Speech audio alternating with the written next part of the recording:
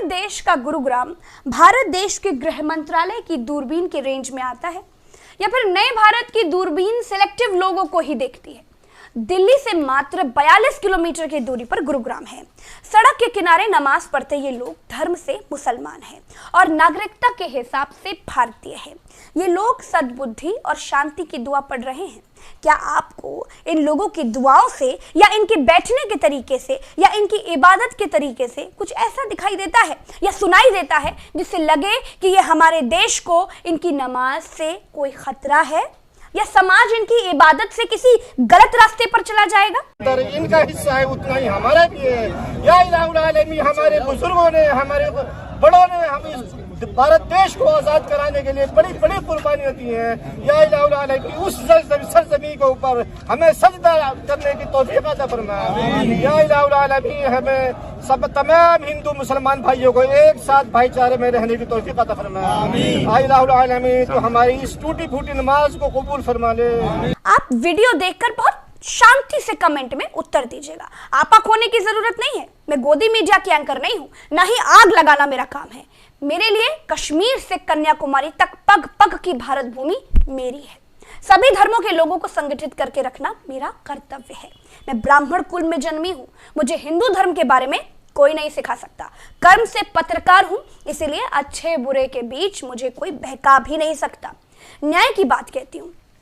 गुरुग्राम में लोगों को यह पसंद नहीं आया कि मुसलमान लोग खुले में नमाज पढ़े। ठीक है भाई, रास्ते में इबादत किसी भी धर्म में नहीं करनी चाहिए, ना ही जगराते होने चाहिए, ना ही नमाज होनी चाहिए।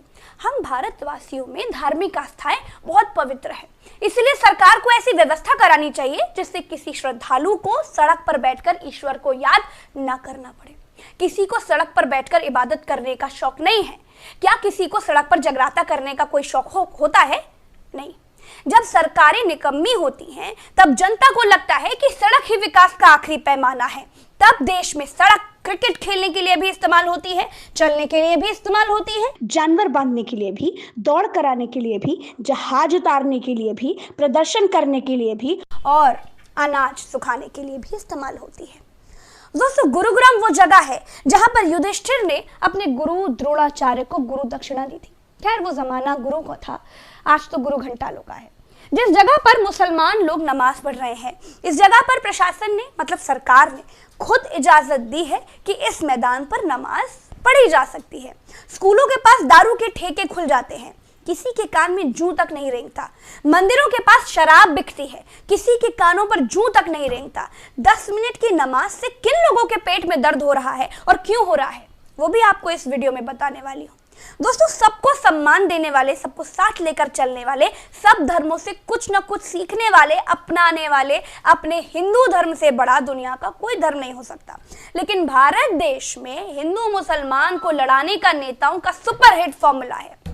हिंदू मुसलमान को आपस में लड़ा दो, फिर हिंदुओं का वोट ले लो, 5 साल तक कभी उसी हिंदू पर मंत्री के लड़के से गाड़ी चढ़वाओ, कभी उसी हिंदू पर लाठियां चलवा दो, कभी उसी हिंदू को आतंकी बताओ, कभी उसी हिंदुओं के लड़कों को बेरोजगारी की आग में झोंक दो, कभी उन्हीं हिंदुओं के पेपर लीक करवा दो। जैसे ही चुनाव आए वैसे ही हिंदुओं को मुसलमानों से डरा दो। भारत देश की राजनीति में एक खासियत है कि जैसे ही चुनाव आता है वैसे ही नेता मुसलमानों को टारगेट करना शुरू कर देते हैं। और दूसरी खासियत यह है कि 5 साल से मारे जा रहे, पीटे जा रहे, बेरोजगारी के नीचे दबाए जा रहे हिंदुओं को याद आ जाता है कि उनकी सबसे बड़ी दिक्कत बेरोजगारी से नहीं, भुखमरी से नहीं, महंगाई से नहीं, मुसलमानों से है।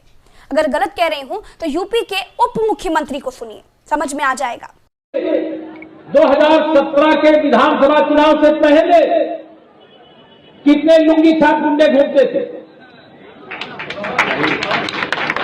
जालीदार गोली टोपी लगाए हुए, राइफल, रिवाल्वर, बंदूक लिए हुए व्यापारियों को डराने और धमकाने का काम कौन करता था? उप मुख्यमंत्री को सुन चुके हो तो बीजेपी के सांसद को सुनिए। अयोध्या का मुद्दा बीजेपी के हाथ से फिसल चुका है, इसलिए अब मथुरा के नाम से वोटों का दिया जलाया गया है। राम, कृष्ण और विश्वनाथ, भगवान राम, भगवान कृष्ण और भगवान बाबा विश्वनाथ, ये भारतीय संस्कृति के प्रतीक हैं। इनमें से एक को भी हम माइनस करते हैं तो हमारे हिंदुत्व, हमारी राष्ट्रीयता अधूरी रह जाती है। नौकरी, रोजगार, दवाई, पढ़ाई मांगना छोड़कर हिंदू को अब मथुरा में मंदिर मांगने पर लगाया जाने वाला है। भारत देश के उत्तर प्रदेश की यही राजनीति है। इसे ना हिंदू समझना चाहता है ना मुसलमान। दोस्तों, इस वीडियो में इतना ही। अच्छा हाँ, जागिए विश्व गुरु, आप हिंदू मुसलमान करके नहीं बन पाएंगे, पढ़ के बन पाएंगे। समझदार बनिए, राजनीति का शिकार नहीं बनिए। अब चलते हैं। राम राम, दुआ सलाम, जय हिंद।